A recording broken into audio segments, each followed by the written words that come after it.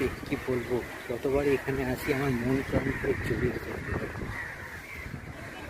প্রত্যেকটা মানুষেরই যতই কাজে ব্যস্ত থাকুক না কেন, যদি কলকাতার আশেপাশে হয় তাহলে কিন্তু মাসে একবার করে হোক, সপ্তাহে একবার করে হোক, বেলুড় মঠ কিন্তু আসা উচিত।